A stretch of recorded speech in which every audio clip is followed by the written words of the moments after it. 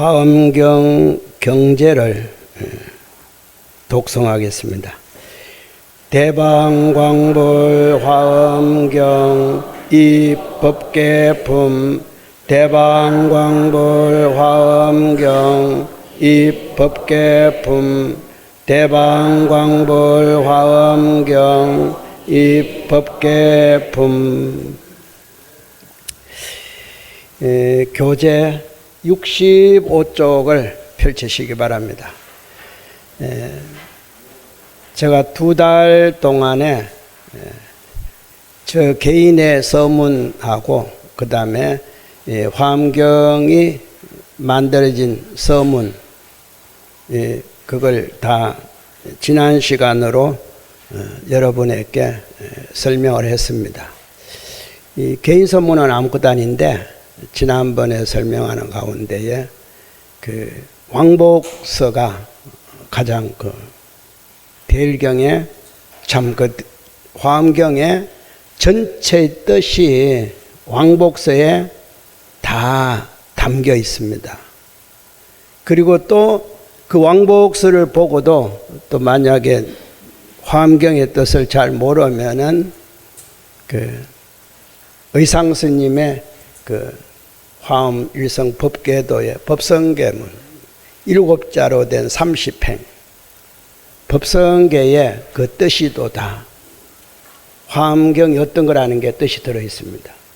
비록 글자 수는 210자인데 210자 속에 80권의 화엄경의 뜻이 중심 뜻이 거기에 담겨 있습니다. 그래서 의상 스님의 그 화엄일성 법궤 도와 법성계가 유명합니다.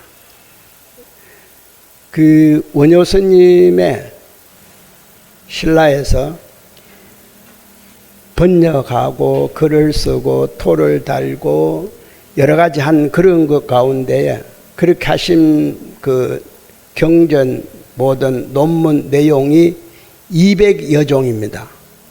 굉장히 많습니다. 물론 그 가운데는 굉장히 뛰어난 그러한 금강산맥 경론이라든가 대성기실론의 소초 별기까지 이거는 이 중국을 통해서도 감히 흉내도 내지 못하는 그러한 그 내용들입니다. 그러니까 뛰어난 분이에요. 그래서 오직 하면은 중국과 한국, 일본을 통해서 원효 스님을 팔지보살 이렇게 말합니다. 우리는 초지도 못 되는데 팔지보살. 그러면은 이 화엄경을 번역하신 그리고 왕복서를 쓰신 청량국사는 삼국에서 말하기를 초지보살. 그러니까 원효 스님은 팔지보살 경지에 올랐고 화엄경을 번역하고 왕복서를 쓰신 분은 초지보살의 경지에 올랐다. 그러면은 팔지보살과 초지보살의 차이가 어느 정도냐면은 제1지부터 제7지까지는 아직도 윤회를 해야 된다는 겁니다. 한 번을 오든 두 번을 오든 윤회를 하는 그게 7지보살까지예요. 그 다음 8지보살이 부동지가 되면은 윤회를 안 합니다. 이미 불보살의 세계에 갔다. 이렇게. 그러니까 8지보살 걷는 이유가 바로 원효 성사는 이미 윤회의 틀에서 벗어났다.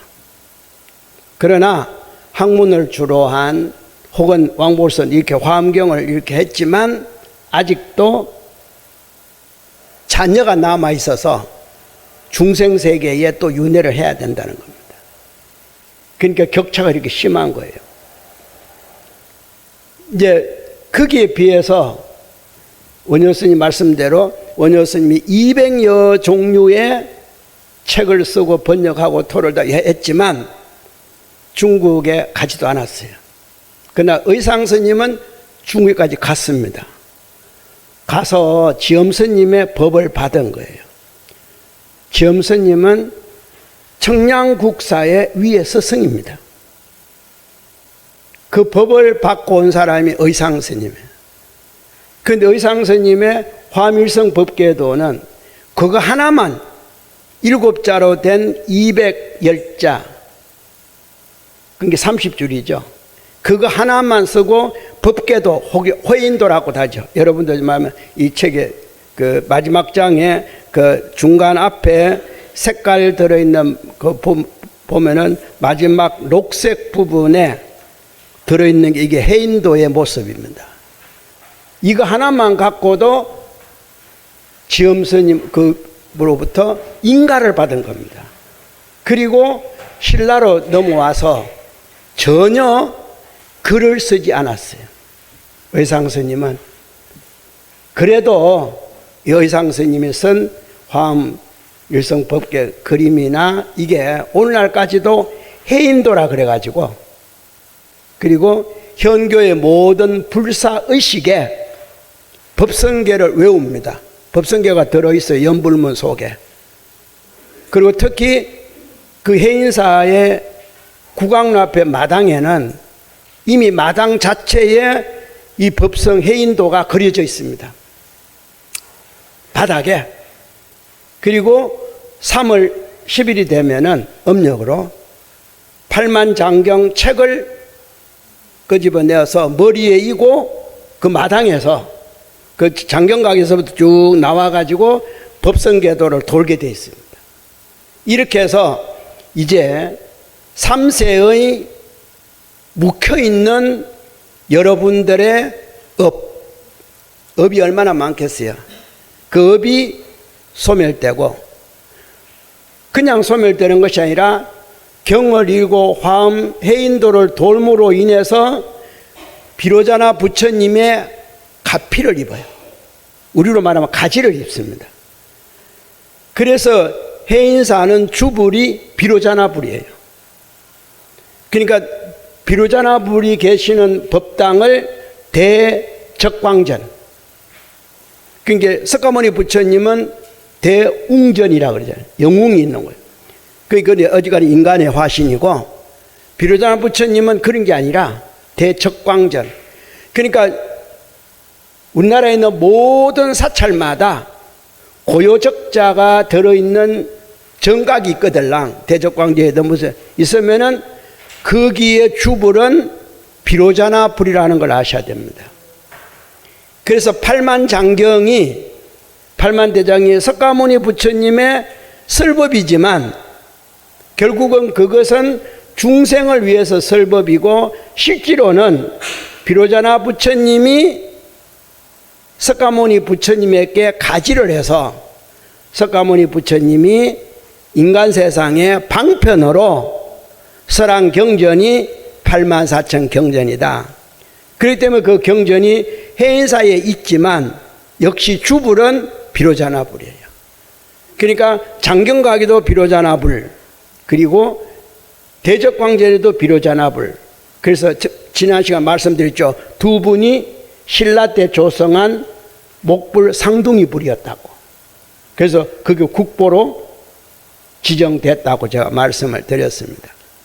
그게 바로 그렇게 나오게 됐기 때문에 해인사 국왕로 마당에는 그렇게 해인도가 그려져 있고, 항상 그려져 있습니다. 그려져 있고, 늘 그 1년에 한 번씩 장경을 내어서 머리에 이고 하는데, 그것은 강화도에서 그 해인사까지 옮겨온 과정을 이야기하는 건데, 사실은 처음부터 강화도에서 옮겨온 것이 아니라 서울 한양에 있는 부인사로 옮겼다가 부인사에서 이제 해인사로 가는데, 경전은 지금은 종이로 된, 한지로 된 경을 이지만 그 당시 옮겨올 때는 경판이었습니다. 나무 목판이다 이 말이에요. 그러니까 목판 한 장, 목판과 목판끼리 잘못 부딪히면은 글씨가 마모됩니다. 글씨가 파손된다 이 말이에요. 그렇기 때문에 이것은 포개해서 실을 수가 없어요.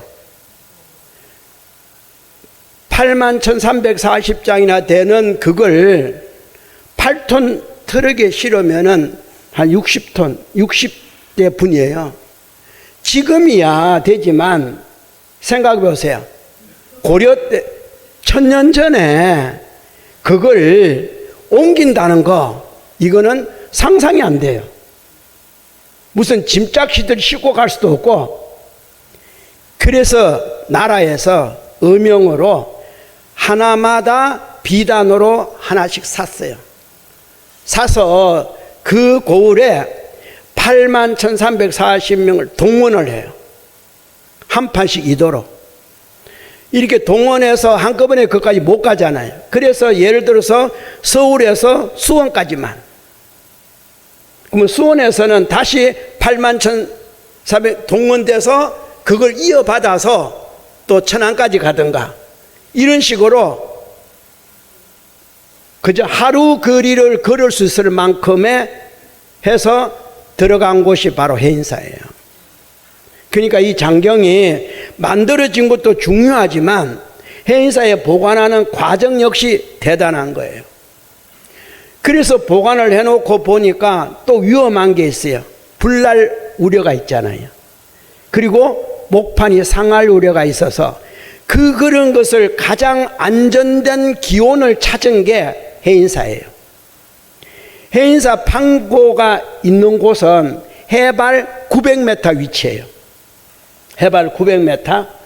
900m 위치인데 두 동으로 장경각을 지어서 모셨는데, 거기는 여러분들이 집이 비어져 있으면 어떻게 돼요? 먼지가 앉을 거 아니에요? 그리고 혹시 벌레가 날아들면 거미줄을 칠 거 아니에요? 그런데 지금도 장경각이 있는 그 지붕 2개가 있는 그 장경각 위로는 마당에서 새가 날아오고 산에서 새가 날아오더라도 장경각 위로 지나는 게 아니라 돌아 지나가요. 밑에서 날아오는 새는 국왕릉까지 와서 대적광전을 옆으로 돌아서 올라가고 날아가요.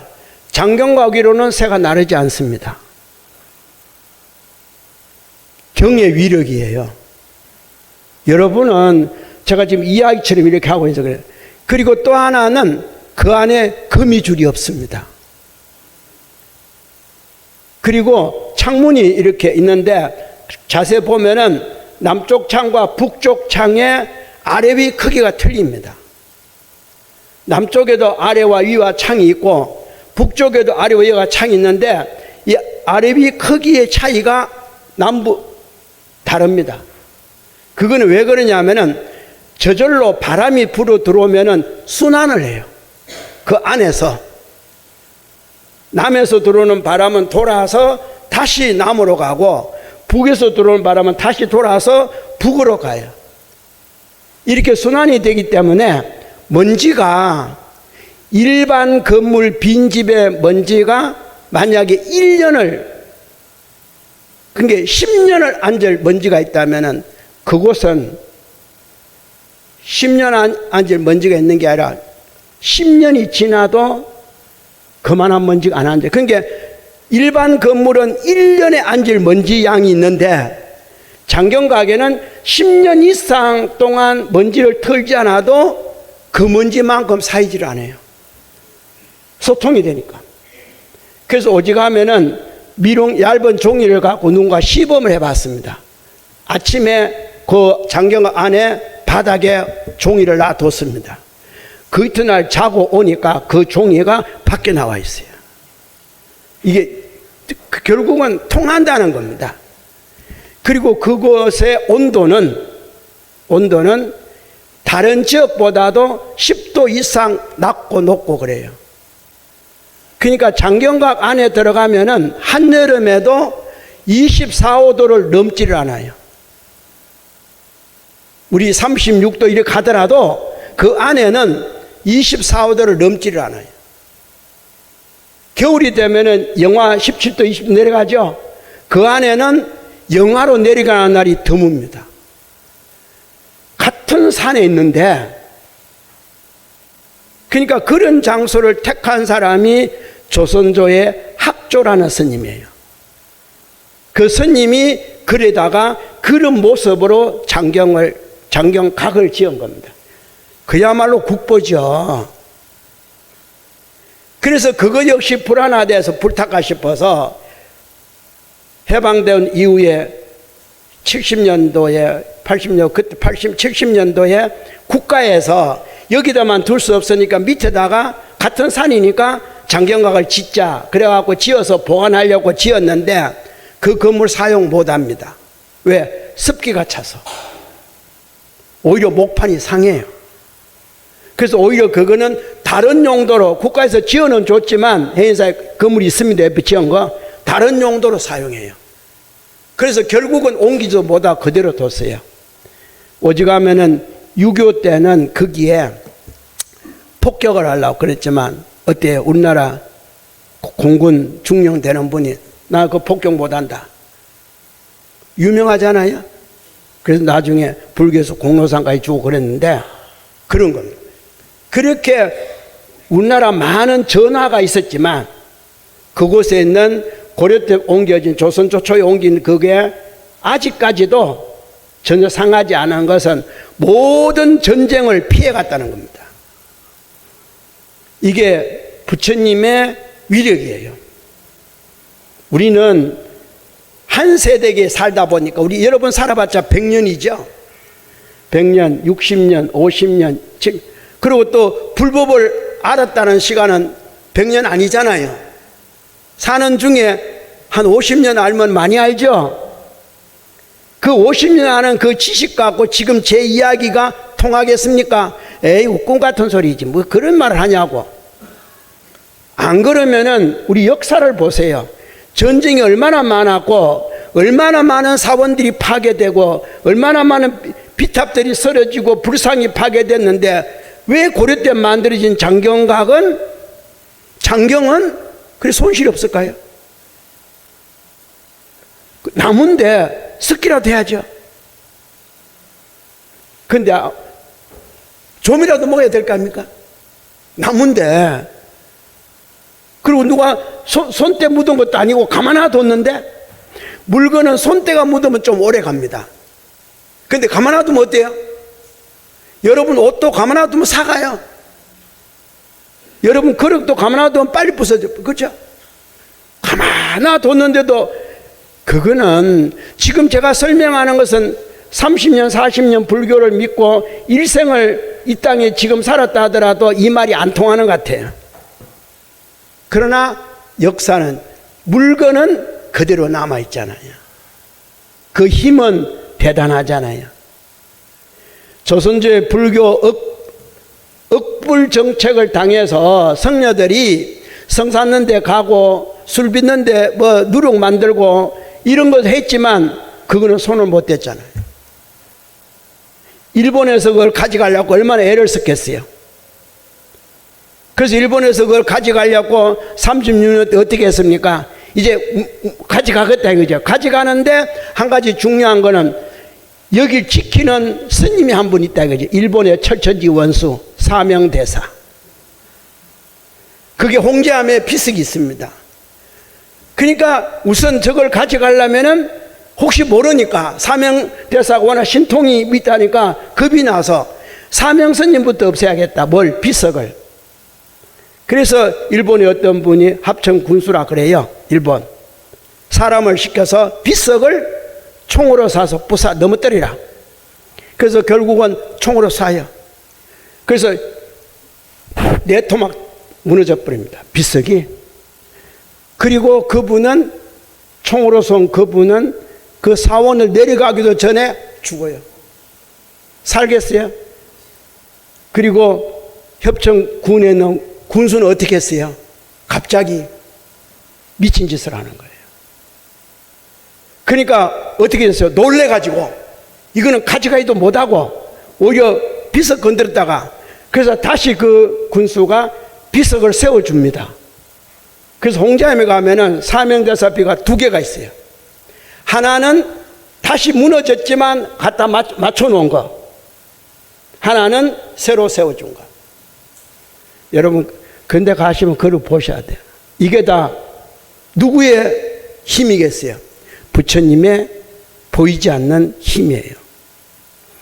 여러분은 어떤 식으로 부처님의 힘을 받았는지는 모르지만, 가피를 입을지는 모르지만, 여러분이 입었다고 하는 그 가피력, 염송에서 희사에서 공덕을 받다는 그 공덕은 한강의 모래알보다 적어요.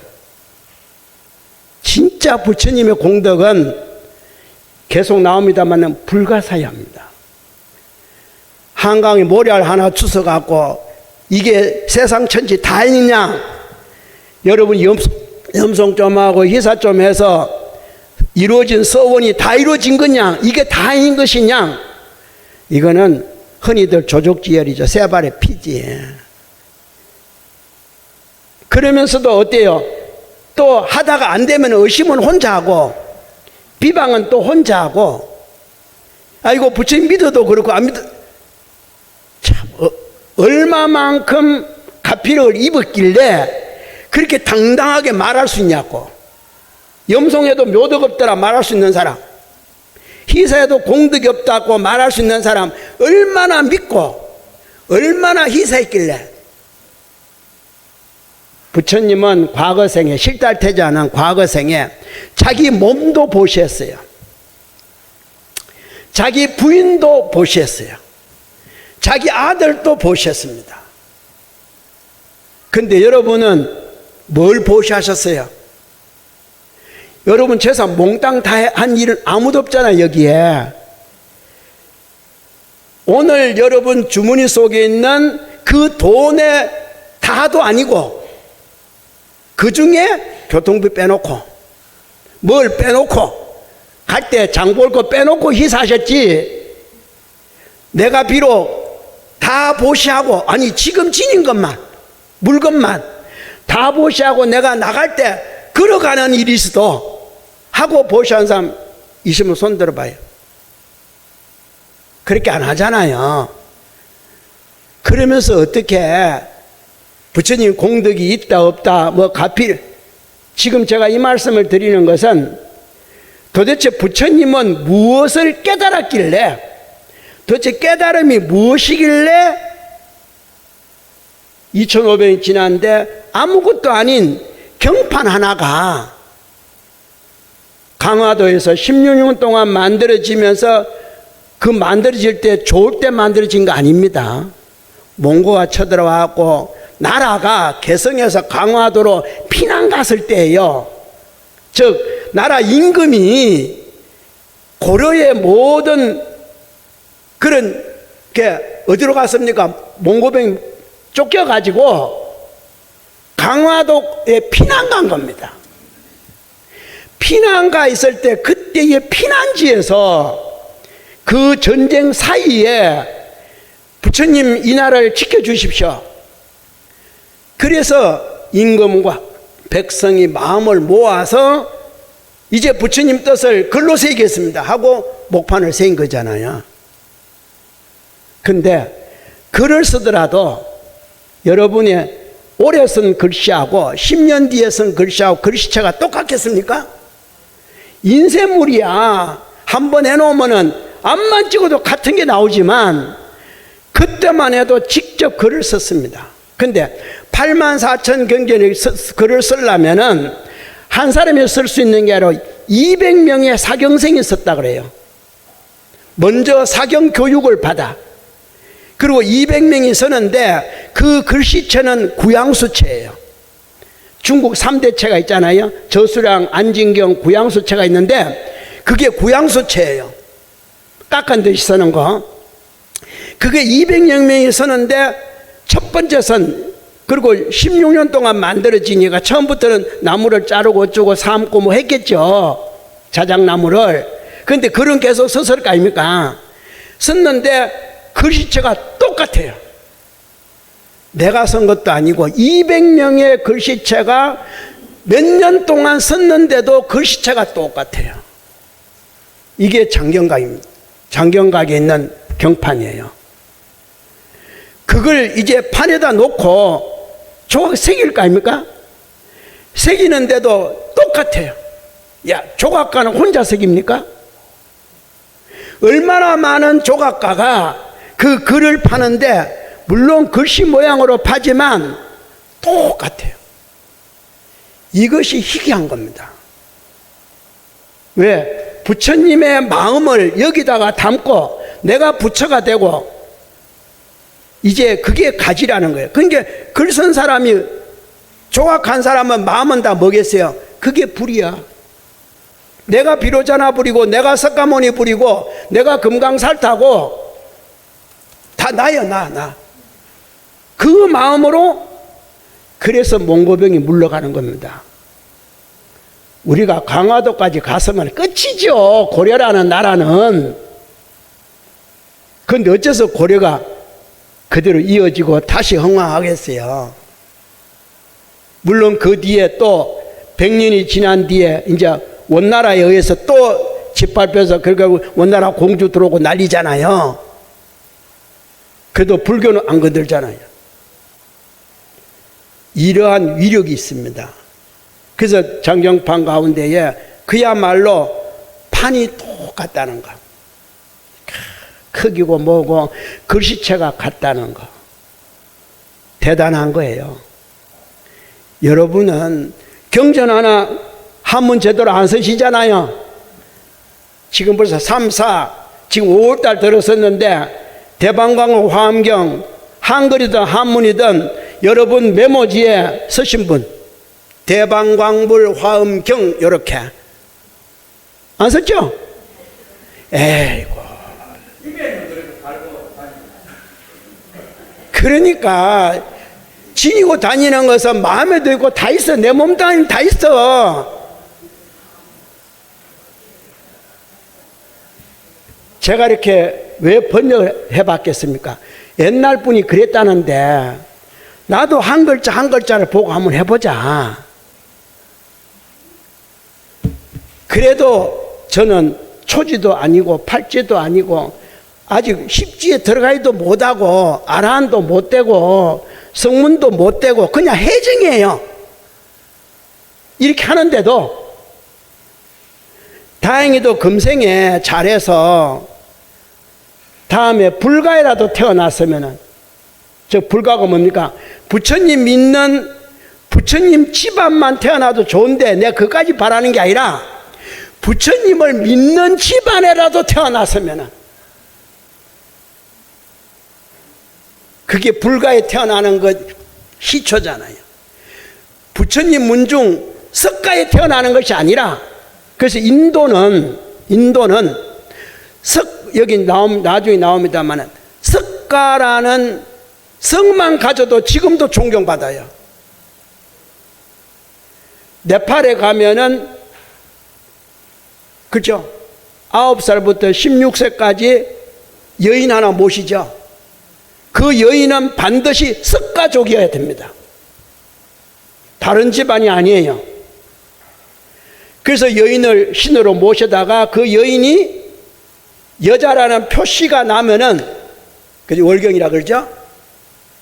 물로 안고 새로운 뽑아요. 석가족에서만. 그리고 물러나지만 이 사람은 평생 시집을 못 가요. 이게 석가족의 자부심이에요. 그래도 그렇게 뽑히기를 원해요. 그게 석가족만 태어나도 그런데 석가로 태어나도 그런데 그게 불종인데 그 불종이라고 생각하는 겁니다. 인도에서는. 근데 저는 그까지는 아니고 내가 왕가에 태어나기 바라는 것도 아니고 불교 믿는 집안에 태어나시면 좋겠어. 그래서 저는 과거생에 아마 이혼을 했는지도 몰라요. 그래서 금생에 올 때 불교 믿는 집안에 태어난 거예요. 내가 왜 그러냐면은 잠시 또 죄송합니다만 제 이야기를 해서 우리 저 부친 되시는 분이 울릉도 대원사를 건립했어요. 그 중에 세 분 중에 한 분입니다. 우리 집안 딸이 많네. 얼마나 서원을 했겠습니까? 그거 건립한 이후에 뒤에 제가 태어났어요. 그래서 그때만 해도 울릉도는 절이 없었어요. 원래는 경산에서 이렇게 불법을 믿고 있다가 걸로 가갖고 이제 그거는 불가 없으니까 있는 데다가 마침 그래서 일이 비구니가 들어와서 비구니 인연이 돼갖고 절을 지었는데 그때에 이제 그렇게 잘 살다 보니까 돈을 보시하게 된 거죠. 그래서 그 뒤에 딸 많은 집에 제가 막내 끝트리 아들로. 그러니까 요 정도는 됐는데 다음 생을 또 몰라. 다음 생은 요 정도 태어나서 제 생에 살면서 10년이 조금 넘었을 때 그 많은 재산이 제로가 돼버려요. 0으로 돌아가요. 그래갖고는 저 한 번밖에 없어요. 다 뿔뿔이 그만. 그래서 저는 할 수 없이 저 혼자 된 형수님 밑에 전주까지 가서 경주서 그 전주 항수심당에서 생활하다가 다시 수원으로 와가지고 그러다가 내가 출가를, 그게 불교 인연 때문에 그런 것 같아요. 하다 보니까 다시 또 공부는 했는데 진각중의 어른들이 또 저를 또 불러가지고 제가 여기 왔는데, 오다 보니까 젊은 나이에, 최고 젊은 나이에 내 탑주심당 주교까지 하고 그랬는데, 이게 과거생에 내가 분명히 부처님과의 어떤 약속이 지금 내가 약속하듯이 서원하듯이 저는 뭔가 있었다고 생각합니다. 깨닫지는 못해요. 금생도 지금 그렇습니다. 다음 생에 꼭 불가에 못 태어나면은 부처님을 독실하게 믿는 집안에 태어나기를, 그래서 또 불법을 이어가기를, 그때는 꼭 내가 고성이 한번 되어봐서 흔히들 말하는 최고의, 나도 청량국사만큼 의상 원효만큼 한번 될 길이 없나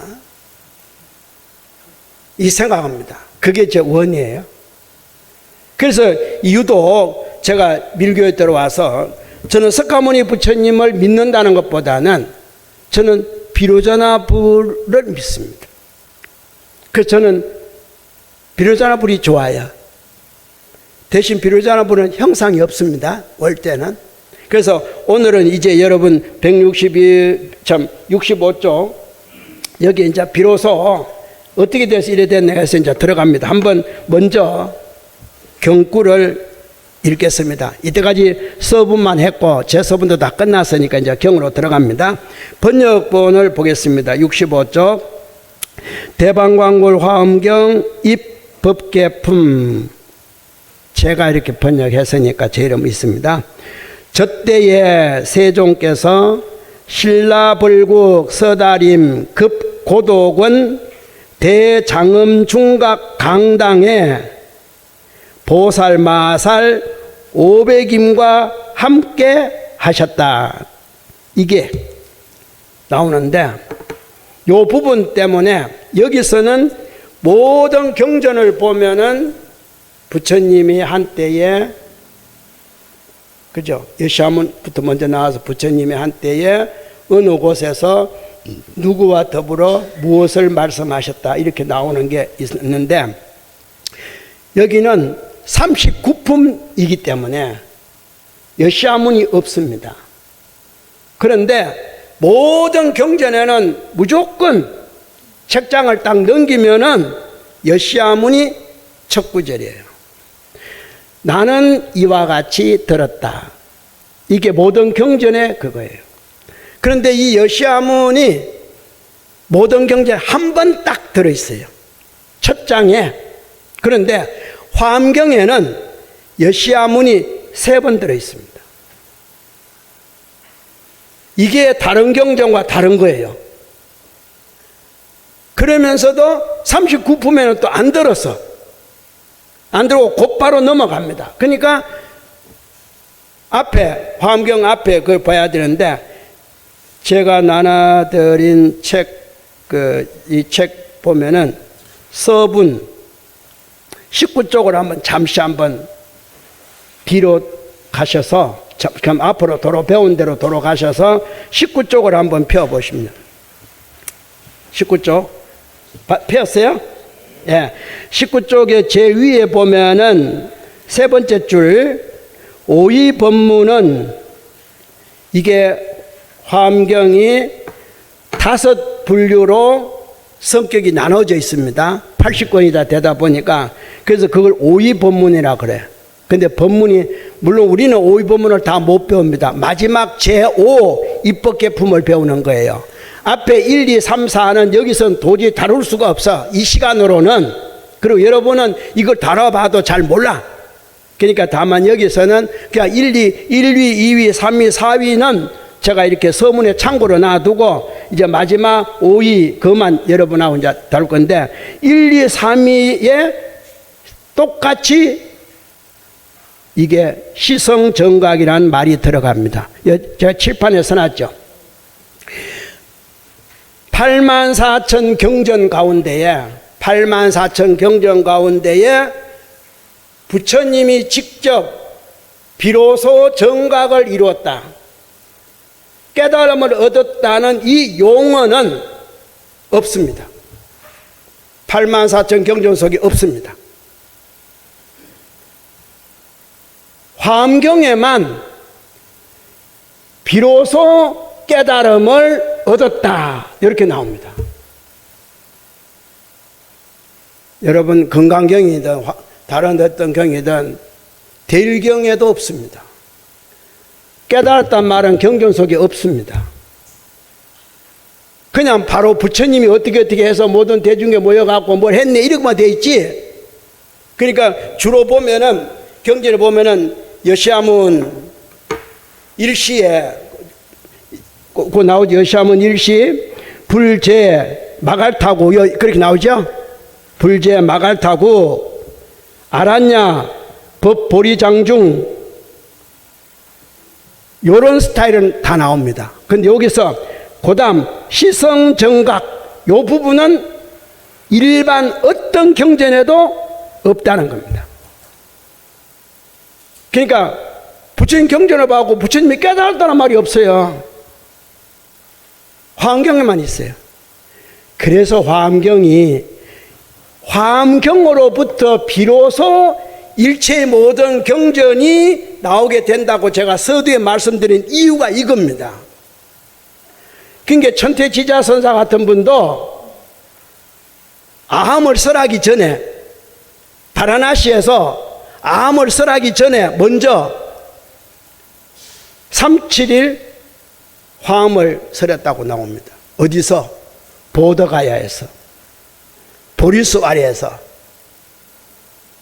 3-7일 동안 화엄을 설했는데 사실 없습니다. 그리고 그 다음에 아함을 설하고 방등을 설하고 반야를 설하고 법화를 설하고 열반을 이렇게 되어 있는 거지. 화엄은 설했단 말이 그 앞에밖에 없어요. 그래서 모든 경전은 형제의 모든 경전은 화엄경에서 다 나온 겁니다. 화엄경이 불교의 초기 경전이에요. 제가 분명히 말씀드립니다. 화엄경, 금강정경, 대일경 똑같다라고. 화엄경은 형교의 최고 경전으로 받들고 있고 금강정경은 밀교의 최고 경전으로 받들고 있고 대일경과 함께. 그리고 요 세 경전은 전부가 다 용수보살이 용궁에서 혹은 철탑에서 갖고 나오는 겁니다. 다른 어떤 경전도 용수보살이 용궁이나 철탑에서 갖고 나왔단 말이 없습니다. 요 세 경만 있어요.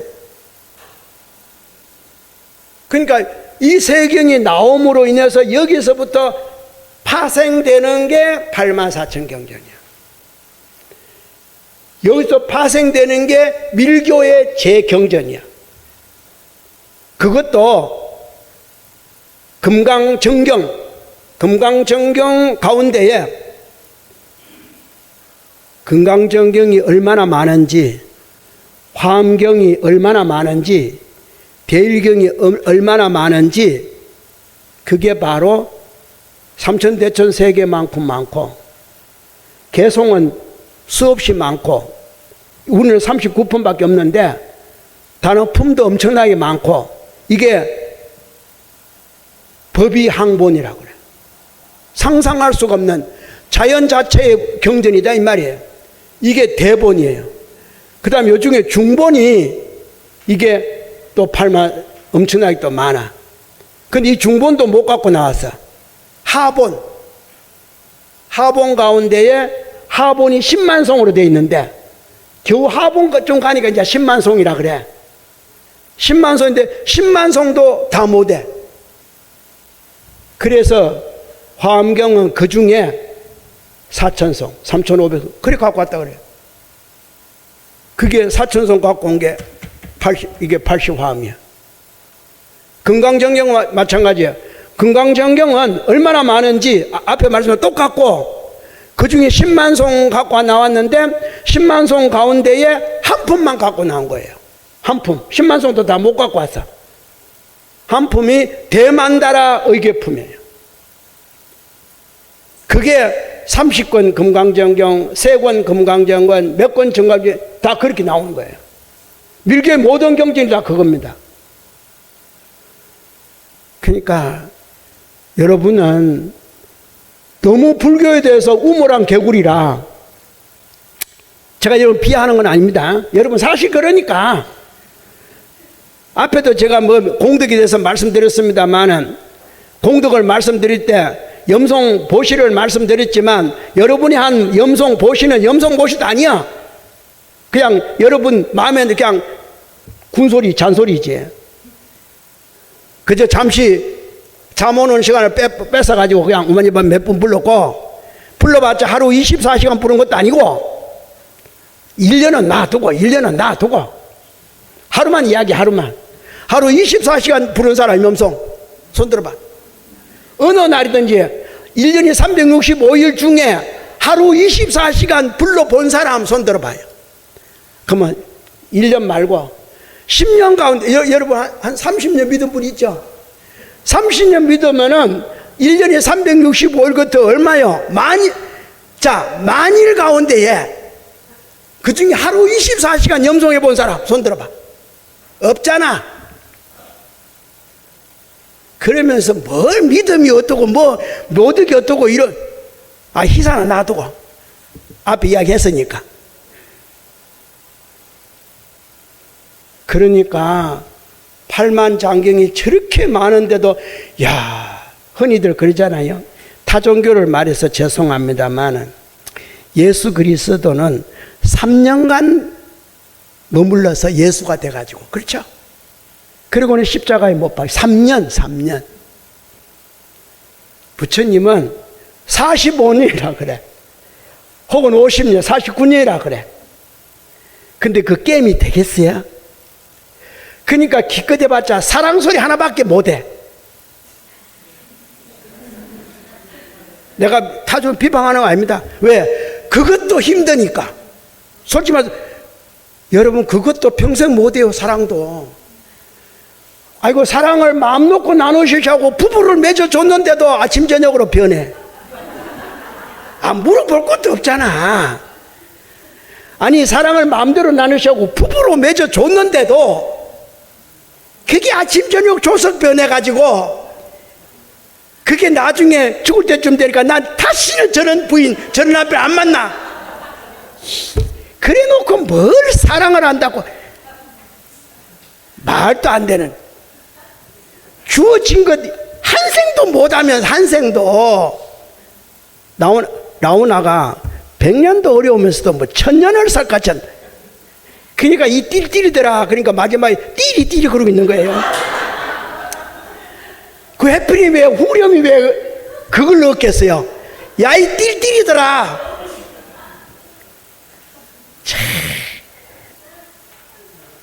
웃기는 왜 웃어요? 그건 알 것 같지? 그건 알 것 같고 화엄경은 어렵고 이게 문제. 맞아. 화엄경은 어려워요. 지금 이렇게 생각해봐요. 하루 염송 24시간을 해본 일이 없는데 내가 30년을 믿어도 40년을 믿어도 장판대가 얼마나 묻었는지 나는 몇 년 신도요 해도 하루 24시간 염송해 본 일이 없는데. 그러니까 선방에 있는 수자들이 오매불망 앉아서 참선하고 화두를 들고 있다는 거 대단한 겁니다. 여러분은 조금만 하시면 아이고 허리 아파. 지금도 조금만 더 앉아고 자기 업에 의해서 몸이 탈난 거예요. 자기 업에 의해서. 그런데 어떤 분 뭐라 하냐면 염송을 하도 죽치고 앉아서 해서 그렇다고. 이야, 염송을 그렇게 앉아서 하고 자기 허리가 아프고 다리가 아프면은 그 염송 누가 시키겠어요? 부처님이 그러라고 시키겠어요? 말도 안 되는 소리 하네. 자기 업으로 그런 거예요. 지금의 업이 아니라 수없이 많이 돌아오는 업 가운데에 그 업의 소산물이, 업의 모습이 어떻게 생겼어요? 여러분 같이 생긴 거예요. 여러분이 곧 업덩어리요. 그러니까 오직하면은 그 업덩어리를 어린 애에게 그러잖아요. 우리 문 앞에 애 갖다 놓으면 업덩어리 누가 갖다 놨다고. 그 크도 그 업이지. 왜? 아니 무씨앗을 심었는데 무가 사기 나도 무가 땅속에서 크든 작든 뭐예요? 무 아니에요? 그러면은 문 앞에 놓아진 어린아이 보고 업이라고 해서 여러분도 업이잖아요. 그 업이 나이가 먹었든 나이가 안 먹었든 키가 크든 안 크든 다 뭐예요? 업. 그렇지, 업덩어리지. 그런 업덩어리를 어디서 왔겠어요? 과거 쑥스로부터 온 겁니다. 그런데 내가 염송을 하도 많이, 글쎄 24시간 했는지 모르지, 하도 많이 해서 내가 다리가 안 펴지고 허리가 아프고 내가 나 이제 염송 이제 서서 왔다 가서 할래. 이거 많이 해, 많이 해. 이런 생각을 가졌으니까 어느 틈 사이에 부처님의 진실한 노덕이, 공덕이 들어가겠습니까? 꽉꽉 막혔는데 참 답답하네. 그러니까 답답하니까 내가 10분 동안 쉬었어.